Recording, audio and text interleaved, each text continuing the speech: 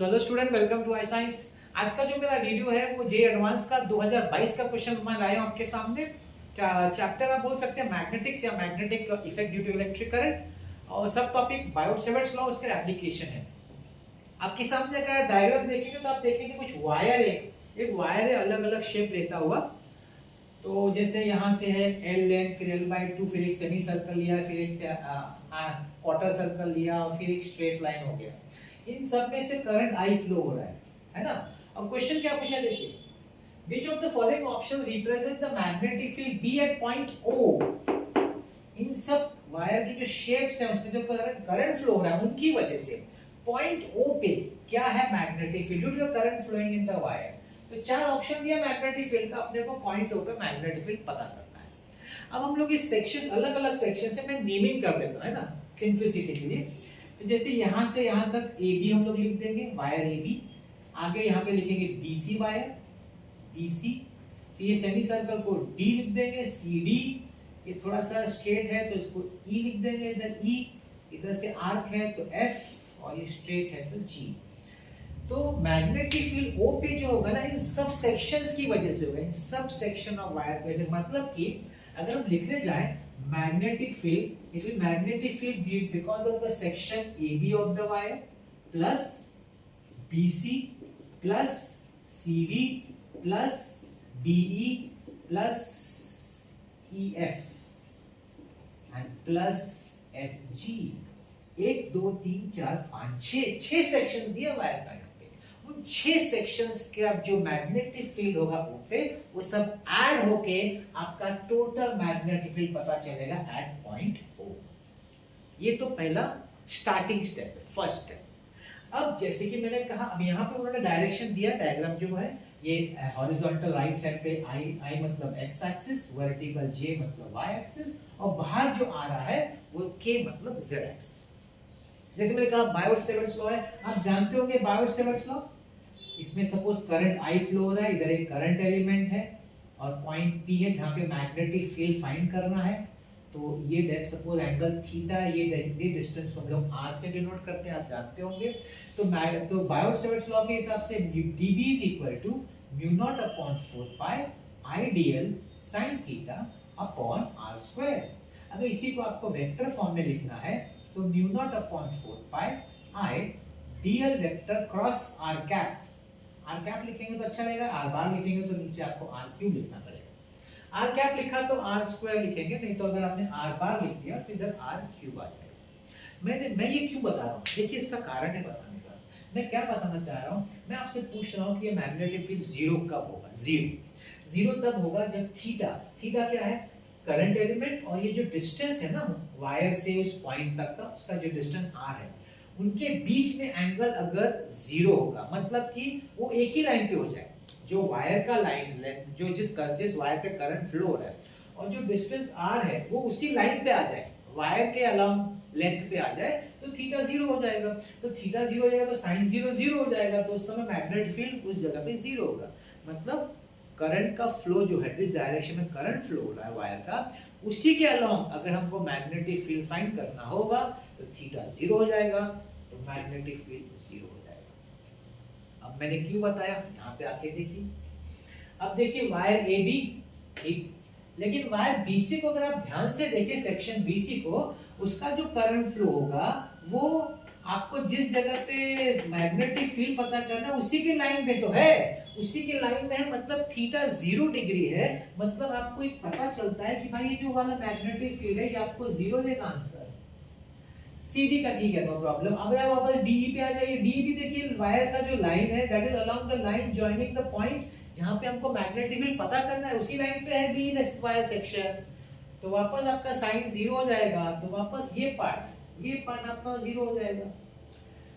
ये कोई प्रॉब्लम नहीं। FG देखिए, FG और वो सेम लाइन पे है। देखिए आप बोल सकते हो ऑपोजिट डायरेक्शन, यस ऑपोजिट होगा तो 180 होगा, सो साइन 180 भी तो जीरो ही होता है ना, ऑपोजिट डायरेक्शन में तो मगर लाइन तो वही लाइन है, तो साइन पाई भी 180 होता है, सॉरी साइन 180 भी 0 डिग्री होता है। तो ये भी, इसके भी अलोंग जो मैग्नेटिक फील्ड होगा वो भी जीरो होगा, मतलब ये वाला पार्ट भी आपका जीरो हो गया। 3 सेक्शन तो उड़ ही गए ऐसे ही, है कि नहीं, because of that formula of Biot-Savart's law.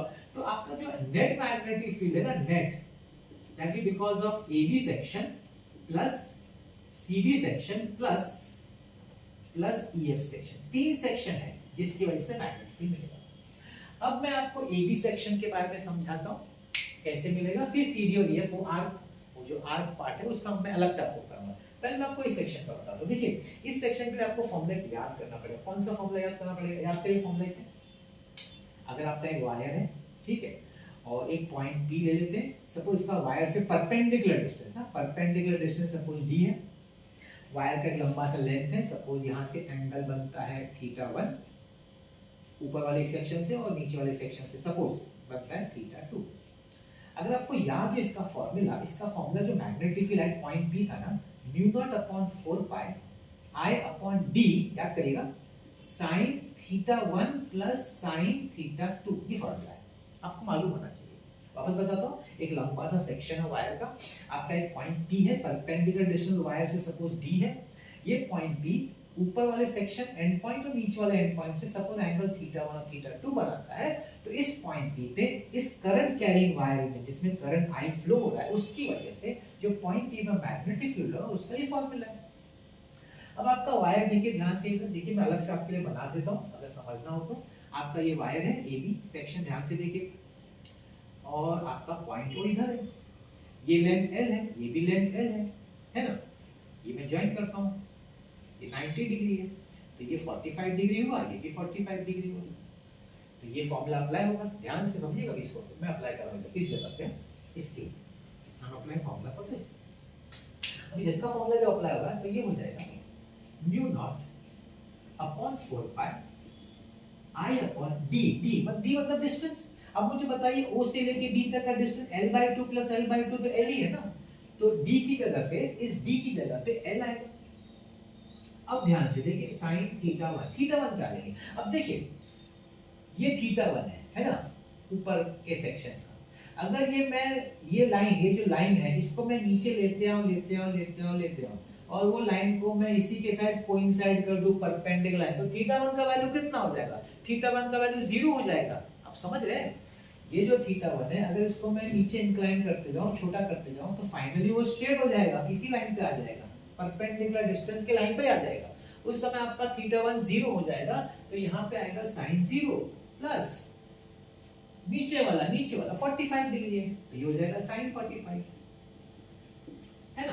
तो देखिए sin 0 तो 0 होता है, तो फाइनली क्या बचेगा, μ0/4 पाई I/L sin 45 का 1/√2, तो दिस इज 1/√2। देखिए मैंने आपके लिए क्या फाइंड कर दिया, magnetic field due to the section AB, ठीक है। अब कौन सा बचा है, CD और EF, एक CD बचा और एक EF, दोनों आर्क है, दोनों आर्क है। अब आर्क का याद करिए, आर्क का अगर कोई आर्क है, ठीक, उस आर्क की वजह से सपोज ये थीटा, उस आर्क की वजह से अगर आपको इस पॉइंट पे मैग्नेटिक फील्ड फाइंड करना है, इसमें करंट I फ्लो हो रहा है, तो उसका फार्मूला क्या मैग्नेटिक फील्ड का, इसकी वजह से जो मैग्नेटिक फील्ड का फार्मूला है वो है μ0/4 पाई I/r इनटू थीटा। थीटा मतलब एंगल जो बनता होगा एंगल, तो μ0/4 पाई I/r इनटू थीटा। अब आप ये देखिए सेक्शन CD की हम लोग बात करते हैं। मैं भी आपका सेक्शन, ये तो AB निकाला है मैंने, अब मैं आपके लिए सेक्शन CD निकालता हूं, प्लस CD सेक्शन μ0/4 पाई, मैं लिख रहा हूं उसका μ0/4 पाई I/r। अभी सेक्शन CD का R कितना है भाई, R तो उसका L/2 है, रेडियस L/2 है, तो यहां आएगा L/2 into theta. Semi circle का थीटा कितना होता है, पाई होता है, पाई रेडियन इनटू पाई, प्लस अब मैं इसका बता रहा हूं, किसका, EF का, क्योंकि वो भी आर्क है ना, तो फॉर्मूला तो वही यूज होगा, फॉर्मूला तो आर्क का यूज होगा। मैं अभी EF सेक्शन की बात कर रहा हूं, तो यहाँ पे फॉर्मूला क्या हो जाएगा, μ0/4 पाई I/, इसका रेडियस कम हो गया और क्वार्टर है ना, तो L/4 हो जाएगा, L/4 इनटू अब इसका देखिए क्वार्टर है, सेमी सर्कल का एंगल पाई होता है 180 होता है, क्वार्टर सर्कल का उसका भी आधा हो जाएगा, π/2 हो जाएगा, तो यहाँ हो जाएगा π/2। चलिए देखते हैं क्या बनता है अपना, ये दो सेक्शन, ये तो ऑलरेडी हो चुका है, ये दो की बात कर रहा हूं मैं।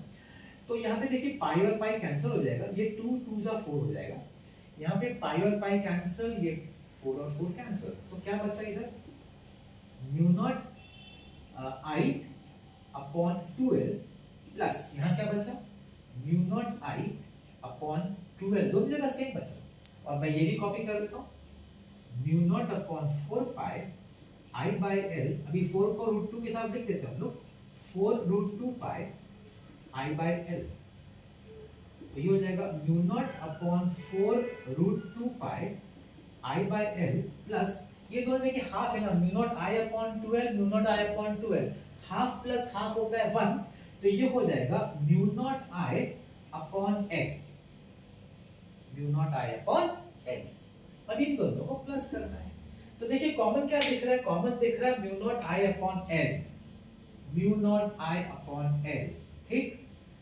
अब ये है कि फर्स्ट टर्म में क्या बचा भाई, फर्स्ट टर्म बचा 1 अपॉन 4 रूट 2 पाई प्लस यहाँ कुछ नहीं बचा तो 1 बचा। क्या ऐसा ऑप्शन है? अब मैं आपको डायरेक्शन का बता देता हूँ, फिर भी ऐसा ऑप्शन है क्या? हाँ, हम लोग देखेंगे तो पॉइंट अपना ऑप्शन सी में सेम बनता जा रहा है। देखिए ऑप्शन सी को ध्यान से, ऑप्शन सी में 4 रूट 2, यहाँ पे 4 रूट 2 नहीं है, यहाँ पे 1 है लेकिन 4 रूट, यहाँ पे 4 रूट 2 लेकिन 1 नहीं है, 1 वाला एक ही ऑप्शन है, दैट इज सी। अब मैं आपके पास आता हूं डायरेक्शन के बारे में, क्योंकि आप बोलेंगे सर ठीक है तो मिलेगा, लेकिन डायरेक्शन तो समझो आप माइनस है के कैप है, तो चलिए समझ लेते हैं। अब इन्होंने बोला है कि आपका जो वायर है वो एक्स वाई प्लेन में, एक्स वाई प्लेन में, और जेड प्लेन कैसा है, बाहर की तरफ पॉजिटिव है। देखिए जेड एक्सिस, जेड एक्सिस बाहर की तरफ है, जेड एक्सिस बाहर की तरफ पॉजिटिव है और अंदर की तरफ नेगेटिव है, ठीक।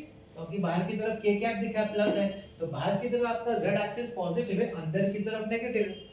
अब आप देखिए हमारा 3 सेक्शन ही कंसीडर करना है। अब ये वायर है, आपको राइट हैंड थंब रूल तो पता है, आप थंब का डायरेक्शन करंट ले लीजिए, तो जब थंब का डायरेक्शन करंट लेंगे आपकी फिंगर अंदर की तरफ जा रहे हैं, कर्ल फिंगर इधर अंदर की तरफ जा रहे हैं ओके में, तो अगर अंदर की तरफ जा रहे हैं तो अंदर की तरफ तो भाई माइनस के कैप होगा, है कि नहीं, अंदर माइनस के कैप, इसलिए देखिए इसमें माइनस आएगा। अगर आपको लिखना है तो आप लिख सकते हैं माइनस के कैप, सब में माइनस आया, सबका बताया था। अभी आप देखिए सीधी सेक्शन, तो आप इधर से करंट लीजिए, थंब के डायरेक्शन में आपका उंगली फोल्ड करिए, तो इधर से उंगली वापस अंदर कर्ल हो रही है, अगर अंदर कर्ल हो रही है अंदर की तरफ तो नेगेटिव जेड एक्सिस है, वो भी माइनस के कैप है। और तीसरा सेक्शन ये क्वार्टर वाला सर्कल, इधर से करंट ऐसा पास हो रहा है, तो हम लोग इस तरह से करंट के डायरेक्शन में, तो मेरी उंगली अंदर की तरफ वापस ओ की तरफ अंदर की तरफ जा रही है, तो अंदर की तरफ जा रही है, वापस अंदर जेड एक्सिस नेगेटिव हो गया। तो तीनों के लिए करंट मैग्नेटिक फील्ड का जो डायरेक्शन है it is inside the plane, inside the plane. और हमको जो दिया है कि आउटसाइड द प्लेन पॉजिटिव है के कैप, तो इनसाइड द प्लेन नेगेटिव के कैप होगा, इसलिए हर एक के लिए नेगेटिव के कैप होगा, वो नेगेटिव साइन माइनस कॉमन रखा और के कैप लिख दिया। तो ये थोड़ा सा ट्रिकी हो सकता है आपके लिए, देखिए जैसे कि मैंने कहा बायर-सावर्त लॉ कांसेप्ट, ये वाला concept straight wire, magnetic field और एक आर्क ऑफ अ वायर, ये 3 कांसेप्ट इसमें यूज होता है बायर-सावर्त का एप्लीकेशन के साथ, तो आपका ये 2022 का प्रॉब्लम सॉल्व हो जाता है। आई होप आपको ये क्वेश्चन समझ में आया होगा, काफी अच्छा सम है और बायर-सावर्त लॉ का कांसेप्ट क्लियर है तो आसानी से हो जाता है सब। तो ऐसे ही इसी तरह का वीडियोस आपको मैं लाता रहूंगा, अलग-अलग टॉपिक्स का इंटरेस्टिंग क्वेश्चन, जिससे कि आपका कांसेप्ट क्लियर हो। और मेरी बात मत भूलिएगा, फॉर्मूला बुक बनाइए, फॉर्मूला खुद लिखिए और प्रैक्टिस करते समय अलग-अलग चैप्टर, अलग-अलग टॉपिक रैंडमली प्रैक्टिस करिए, तो आप देखिएगा आपका कितना आपको फर्क पड़ता है, कितना आपका कॉन्फिडेंस बढ़ जाता है, और ये कॉन्फिडेंस आपको एग्जाम में देखने को मिलेगा। याद रखिएगा मेरी बात, और मेरे प्लेलिस्ट में अलग-अलग वीडियोस हैं, अलग-अलग टॉपिक्स के, MSCT, NEET, JEE Mains, advance, उनको भी अगर आप देखेंगे तो आपका बहुत सारा कंसेप्ट देखते देखते क्लियर हो जाएगा। तो ऐसे वीडियोस मैं आपके लाता रहूंगा, देखते रहिएगा मेरा वीडियोस। आज का मेरा वीडियो देखने को बहुत बहुत धन्यवाद।